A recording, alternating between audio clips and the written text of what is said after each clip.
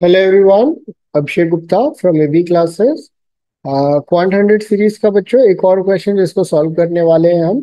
But बच्चों, अगर आपको हमारे वीडियोस अच्छे लग रहे हैं और आपको कुछ लर्निंग मिल रहा है तो it's a request guys to kindly like and subscribe to our YouTube channel. चलिए समझते हैं बच्चों कैसे सॉल्व होगा question.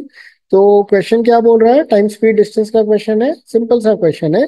The ratio of length of two train is 5:7। तो दो ट्रेन है, सपोज T1 एक ट्रेन है, T2 एक ट्रेन है, इनकी लेंथ का रेशियो दिया हुआ है। तो सपोज एक ट्रेन का लेंथ 5x है तो दूसरे ट्रेन का लेंथ कितना हो गया? 7x। The ratio of times by them to cross each other.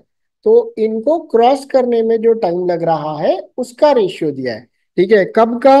When travelling in same direction and when travelling in opposite direction. जब ये लोग सेम डायरेक्शन ट्रैवल करते हैं और जब ये लोग अपोजिट डायरेक्शन ट्रैवल करते हैं तो इनको आपस में क्रॉस करने में जो टाइम लगता है उसका रेशियो 8:3 है। तो ratio of faster to the slower train. तो suppose VF is the faster one and VS is the slower one, right? तो बच्चों, जब ये लोग सेम डायरेक्शन में मूव करेगा तो रिलेटिव स्पीड जो है वो होगी VF minus VS, right?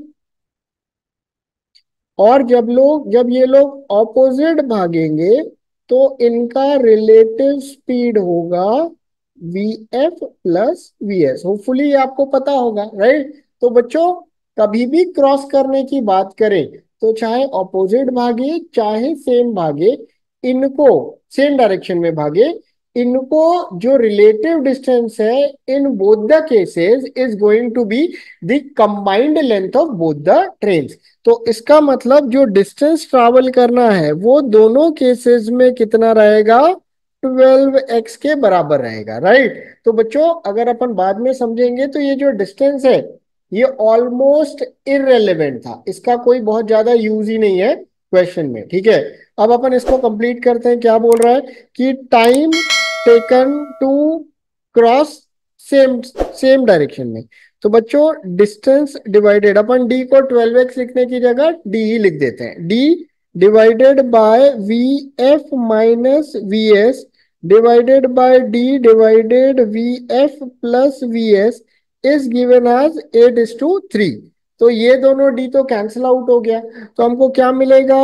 VF plus VS divided VF minus VS is 8/3। Cross multiply करते हैं तो 3VF plus 3VS is equals to 8VF minus 8VS। बच्चों शफलिंग मारते हैं तो ये इस तरफ आके 11VS हो जाएगा और ये इस तरफ जाके 5VF हो जाएगा। तो बच्चों, velocity of faster train divided by velocity of slower train is going to be nothing but 11:5, which is option number 3। बहुत ही सिंपल था बच्चों। अभी देखो आप, हमने इसमें लेंथ ऑफ द ट्रेन का कोई यूज ही नहीं था, उसने जबरदस्ती वो डेटा एडिशनल रिडंडेंट इंफॉर्मेशन दे दिया था। होपफुली बच्चों आपको ये क्वेश्चन पूरी तरीके से समझ में आया होगा और फ्यूचर में भी अगर इस टाइप का कुछ क्वेश्चन केटर करने को आए तो आप उसको मैनेज कर पाओगे। Thank you guys, have a wonderful day.